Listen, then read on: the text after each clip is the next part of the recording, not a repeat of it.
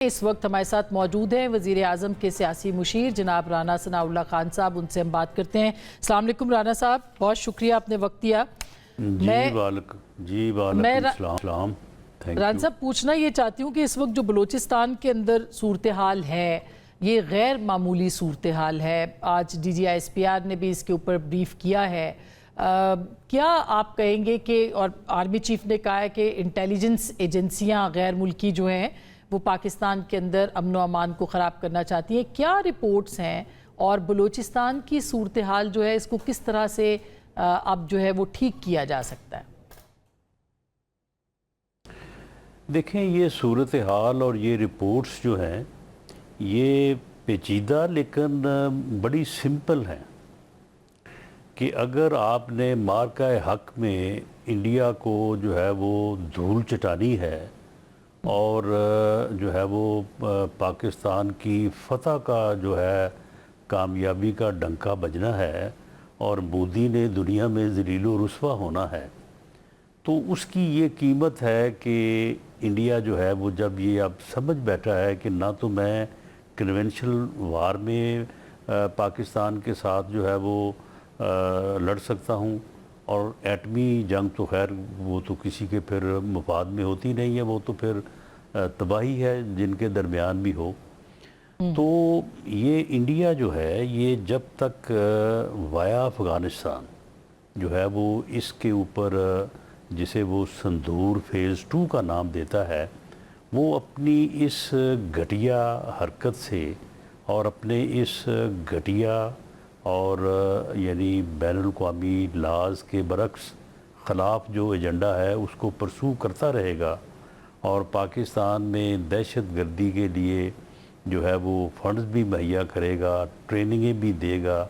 ये सारी चीज़ें जो सारी इंफॉर्मेशंस वहाँ अफ़गानिस्तान से आ रही हैं, तो फिर हमें इस सूरत हाल को जो है वो फेस तो करना पड़ेगा और इसमें हमें इस किस्म की जो है वो सूरत हाल से दो चार होना कि जी हम अबहाम में चले जाएं कि जी ये हो क्या रहा है, ये गैर मामूली हो रहा है, ये कैसे हो रहा है, बड़ी सीधी बात है। अफ़गानिस्तान में ट्रेनिंग कैंप्स हैं, अफ़गानिस्तान की जो ज़मीन है वो उन दहशत गर्दों के इस्तेमाल में है और अफ़गानिस्तान के वज़ीर ख़ारजा जो है वो 10 दिन के जाके इंडिया में जो है वो बैठे रहते हैं और इंडिया जो है वो इस में जो है वो पूरी तरह से जो है वो इस चीज़ को जो है वो पाकिस्तान के ख़िलाफ़ जो है वो इस्तेमाल कर रहा है और ये दहशतगर्द जो है उनको उनकी ईमा हासिल है। तो we have to live with this, हमें अब इसको फेस करना होगा और इसके लिए हमें जो है वो जो एक बड़ी परफेक्ट जो स्ट्रेटजी जो है वो हमारी अस्करी क़यादत ने मुरतब की है कि इंटेलिजेंस बेस्ड ऑपरेशन न सिर्फ पाकिस्तान की हदूद या टेरिटरी के अंदर बल्कि वहाँ पे भी जहाँ से ये लोग उठ के आके हमारे दहशतगर्दी का शिकार करें, वहाँ पे भी जो है वो हमें इंटेलिजेंस बेस्ड ऑपरेशन करने होंगे और दुनिया को ये रियलाइज़ करवाना होगा कि ये दहशतगर्दी इंडिया करवा रहा है और इस दहशतगर्दी के पीछे जो है वो उसका हाथ है। दुनिया को हमें अपना हम नवा बनाना होगा, अपनी साइड पे लाना होगा। तो यही वो प्रेशर्स होंगे जो बिल आखिर आके एक दिन जो है वो इंडिया को और उसके साथ ही फिर अफ़गानिस्तान को भी जो है वो ये इस बात पे मजबूर करेंगे कि अपने वो इन हरकतों से पीछे हटें। ठीक राना साहब, अब आप वज़ीर दाखिला भी रहे हैं और सियासत के भी आप माशाल्लाह एक अहम वज़ीर आज़म के सियासी मुशीर भी हैं। हम देख रहे हैं कि कश्मीर के अंदर भी TTP और उसके हवाले से ख़बरें हैं कि वो एक्टिव है इस वक्त जो कश्मीर के हालात हैं, आज़ाद कश्मीर के। बलूचिस्तान के अंदर अब TTP वहाँ पर मुतहरिक एक दफ़ा फिर हुई है, बल्कि पहली बार लग रहा है कि इतना बड़ा उन्होंने यहाँ पे जो है ये काम किया है। और खैबर पख्तूनख्वा में तो TTP थी ही और है ही, तो यानी फितना अल ख़वारिज। तो आप क्या कहते हैं ख़ास करके कश्मीर के हवाले से, क्या वहाँ पर सबूत मौजूद हैं कि वहाँ पे है, क्योंकि लोकली जो उनके मुतालबात हैं वो बिल्कुल मुख्तलिफ हैं और जो वहाँ पर दहशतगर्द अनासर हैं वो ज़ाहिर है कि इस सूरत हाल का फ़ायदा उठा रहे हैं। आपकी क्या ऑब्जर्वेशन है, आपका क्या स्टांस है इसके हवाले से?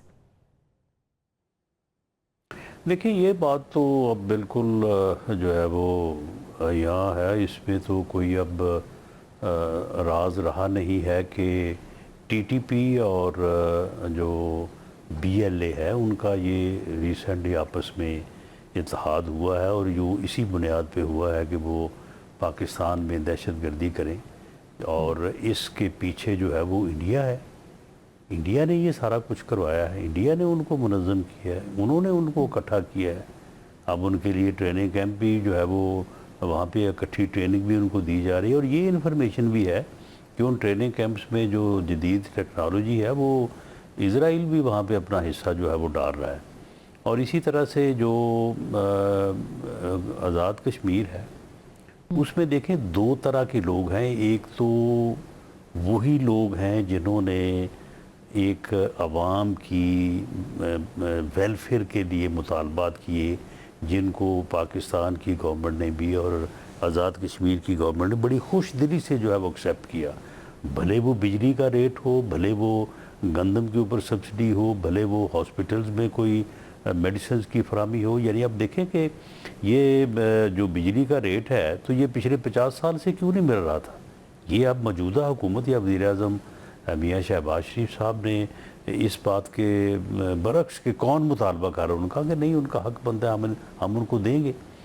तो एक तो वो सेगमेंट है, और उसके साथ साथ बीच में वो लोग भी हैं जो ये कहते हैं कि जी कश्मीर बनेगा ख़ुद मुख्तार, और वो कहते हैं कि जी ये जो इलेक्शन है इसमें जो महाजरीन की सीटें हैं उनको ख़त्म किया जाए।